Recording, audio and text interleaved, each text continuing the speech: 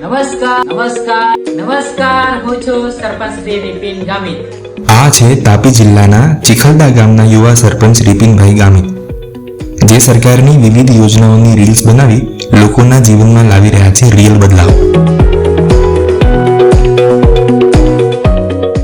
આ રીલ્સ એટલી વાયરલ થઈ કે સમગ્ર રાજ્યના લોકો વધુ જાણકારી માટે એમને ડીએમ્સ મોકલી રહ્યા છે અને રિપિનભાઈ સમયસર રિપ્લાય આપી બધાને માર્ગદર્શન પૂરું પાડે છે. અત્યાર સુધીમાં રિપિનભાઈની રીલ્સની મદદથી 125થી વધુ લોકોએ વિવિધ યોજનાઓનો લાભ લીધો છે. આજે આ ગામના લોકો રિપિનભાઈને રીલ સરપંચ તરીકે ઓળખવા લાગ્યા છે. આમ તો રિપિનભાઈ રીલ સરપંચ નહીં પણ રિયલ સરપંચ છે.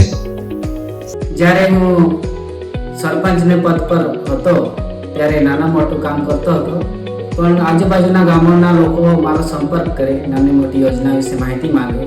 એ પરથી મને લાગ્યું કે કદાચ માહિતીનો અભાવ હોય, એ માટે મેં માહિતી સોશિયલ મીડિયાના અકાઉન્ટ પર નાખવાનું ચાલુ રાખ્યું.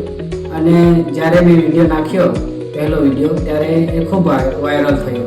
અને વાયરલ થયો એટલે મેં પછી સોશિયલ મીડિયા પર મારા બીજા 2-3 વિડીયો નાખ્યા. અને એ પરથી લોકોના મેસેજ આવે, ફોન આવે અલગ અલગ જિલ્લાઓમાંથી, તાલુકાઓમાંથી, અને માહિતી પૂછે. અને એ પરથી મને લાગ્યું કે ખરેખર માહિતીનો અભાવ છે.